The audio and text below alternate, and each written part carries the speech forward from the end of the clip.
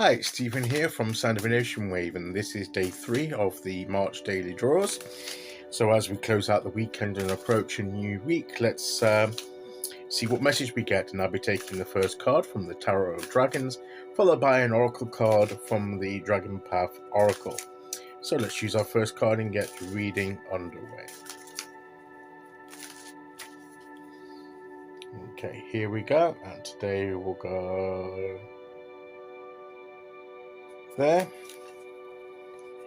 And we have the Hermit. So maybe as we close out the week and close out the weekend, so they're saying before we start the new week, maybe we're going to have a hermit moment. We've been talking about hermit moments last month quite a lot, I think, wasn't it? Or the month before that. There's certainly the beginning of this year, we've been hermit momenting for quite a while, with this card keep coming up in various forms, and here it is again.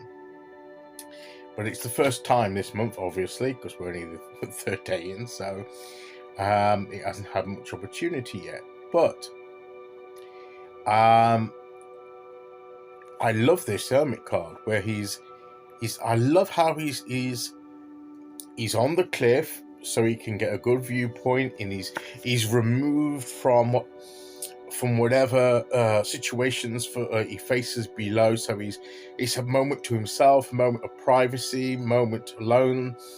He's removing himself from the busyness below, and also he has a good view of the whole terrain, so he can get the bigger picture and all that kind of thing. That's why I always think that when the Hermit is on the cliff there, and it's also a little reminiscent of the Fool on the cliff. That's another card with a cliff. So he's on that moment of in between, the next step between where he's been and where he's going next. This is the bit in between. This is and he's on the edge of a journey. But this is more of an inward journey, perhaps, whereas the Fool is a journey emerging outwardly into the world. This is an inward journey, that we'll take that leap of faith inwardly to get the knowledge and revelation that we need. I love how his tail is wrapped around this rock here, so he's got a sense of, right, he's learnt how to ground himself. Right, he's learned how to secure himself and ground himself, so he's stable.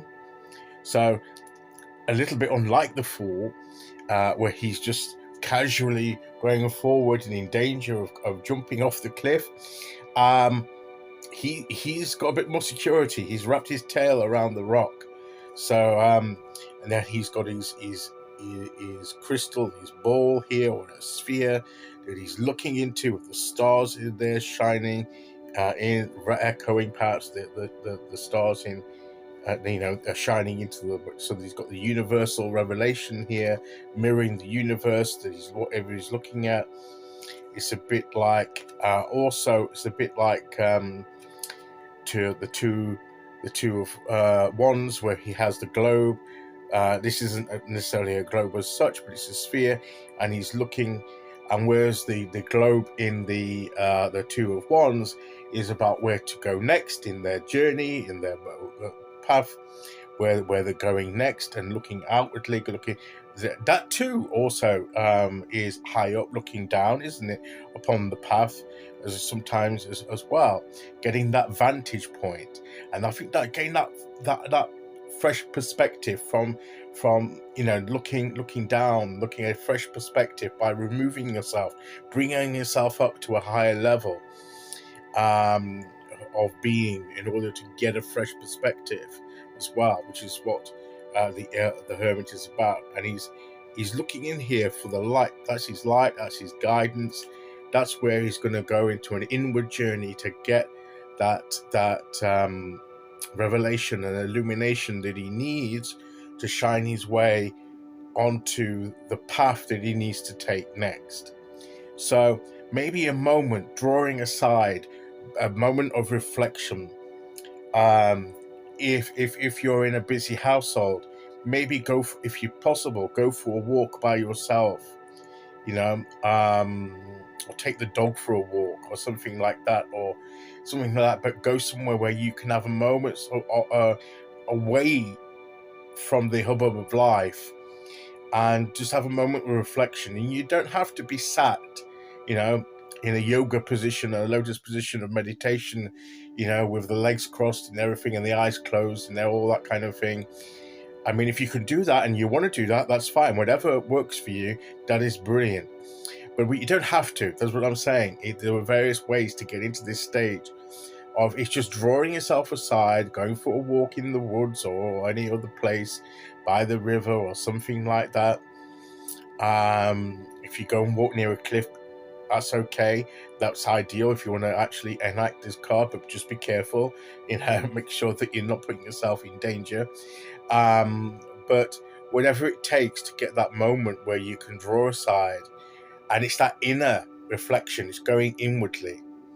So to me, this is a bit like the High Priestess as well, where you go and it's the inward journey, it's going beyond. And that's partly an inward journey, an intuitive thing, but also that's going into the next realm. It's not necessarily going within you. The doorway to the next realm can probably lie within you, and you go into that next realm. But I think this is more searching within you for that illumination and that guidance that you need. And you'll find it. It's there. And the universe will help you, will illuminate it for you. And that's the thing we need to. So maybe a time for that today before we start the week ahead. So give us some guidance, give us some way forward. Okay, let's see which oracle card we get to go with that.